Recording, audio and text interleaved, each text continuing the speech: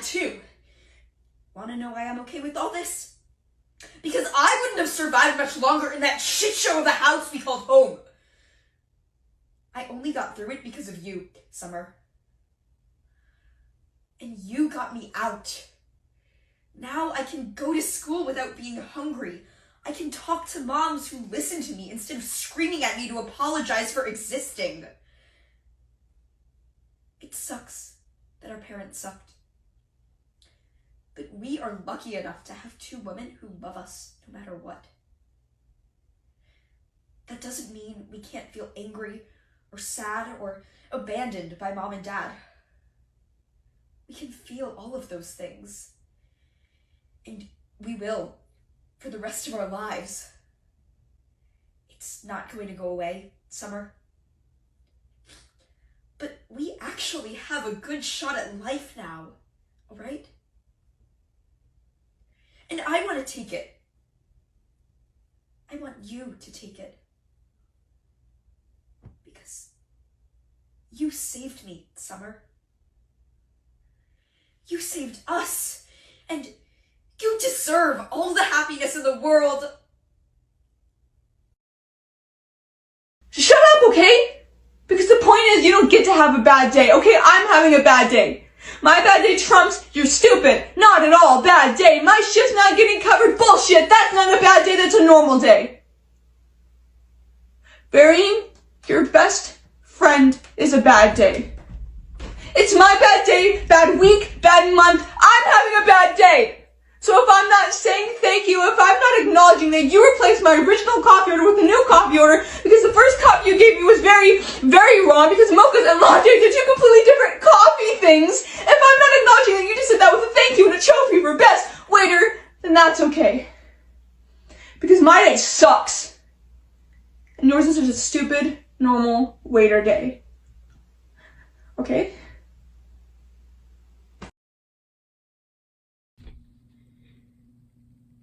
There might be a reason for what happened, but we are not going to find it here in this room. If I stand here and ask for compensation or money, then I'm saying that I can't be compensated, and I can't. I can't bring her back. No amount of money or verdicts or sentences can bring back what?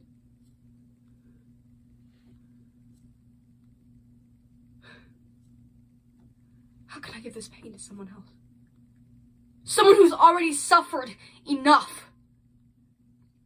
That is not what she would want, and that is not the reason that my daughter came into this world for the time that she did. Why is it your school? Huh? Why am I always in the wrong?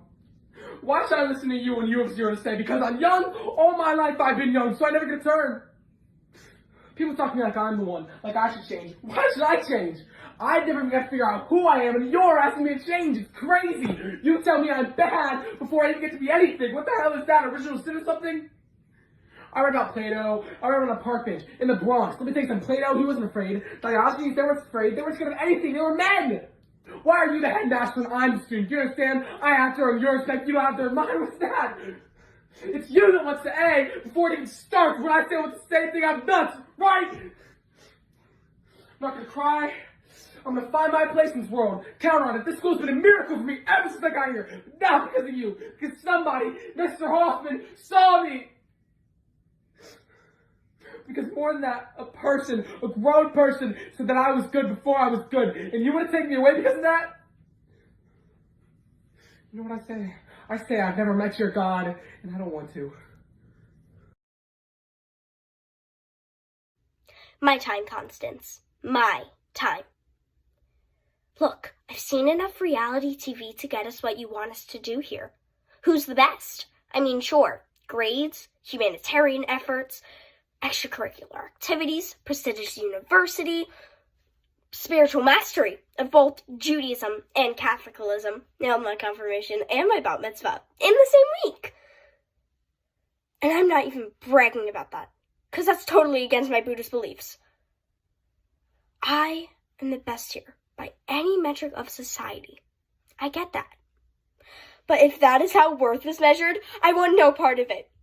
Look, some of us are on the left wing and some of us are on the right wing. But the last time I checked, it takes 2 wings to fly. We are a community. We are family. We are the world. Mom, you have got to stop talking and just listen, okay? People don't turn gay. They are who they are. No, I know what I'm saying. Look, I know how you were raised, but the world's a different place. And sure, it's not great, but it's better because of people who have the courage to be who they are. People like her. I don't want to hurt you. I don't want to hurt anyone. I just want to be me.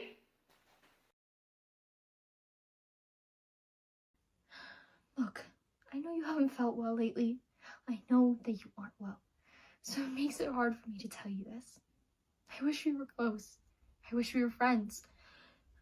I don't like waking up in the morning and scrambling your eggs with you shouting at me in the background about things that don't deserve shouting. I understand it's hard for you. I get that. But you forget that I'm a person.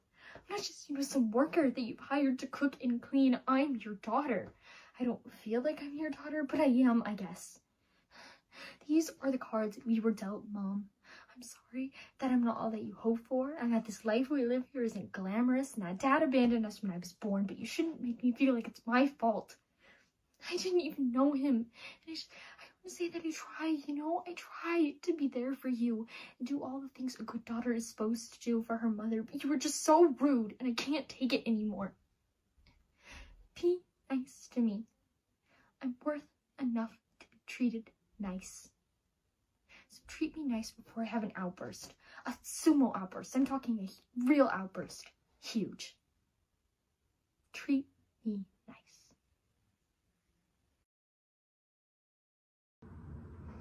I am painfully aware that my outsides don't always match my insides, and I don't know if it ever will in that way. I like the me that I've become.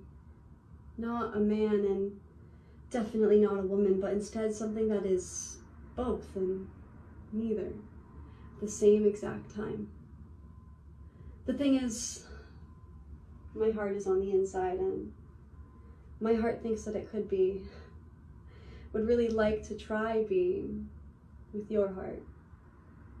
And I know that I'm naive and I have the tendency to be idealistic, but on some basic human level, isn't that the only thing that matters? So here I am in front of you, asking if you think you could be with someone like me. Or try. I hate being vulnerable.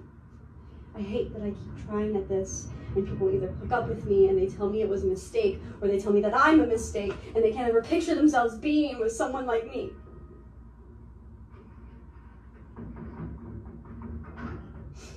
I think my heart can only handle so many more of these conversations. It takes a lot for me to be saying this to you, and truly I'm not trying to force some kind of answer. But I just need you to know that this is not something I say lightly. It's not something I say often, but I'm doing it anyways because I think you might just be worth it. And it's okay if you're not. And it's okay if you don't have those same feelings for me, but it's really rare that I have feelings for someone like this, so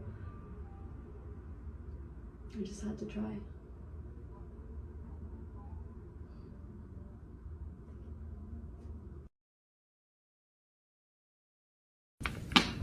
I thought this would be more enjoyable.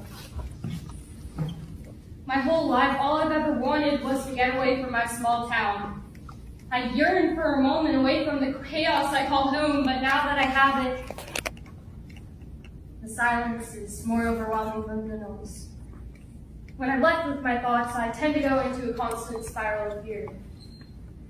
Fear for the future, fear that I'm not good enough, fear that I won't be successful without my family to fall back on. What if my grades start to drop? What if I can't pay rent? What if everyone hates me? What if...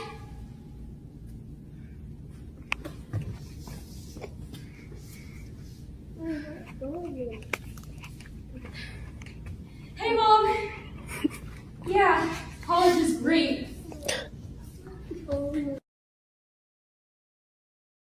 Can you even imagine what that's like? How do you even ever try? No, because you can't see beyond the end of your own nose.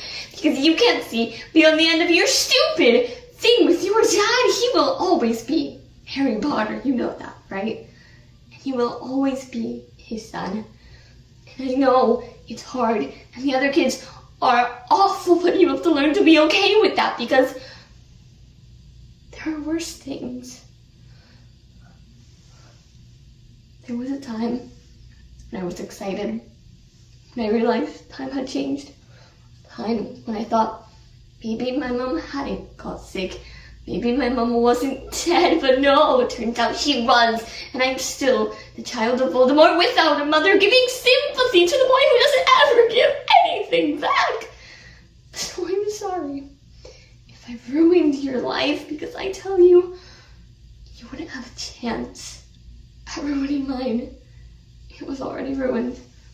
You just didn't make it better, because you're a terrible, the most terrible friend. Tomorrow's the first day of 6th grade. I'm feeling really nervous. What if my hair isn't perfect? What if my clothes aren't cool enough? What if people make fun of me?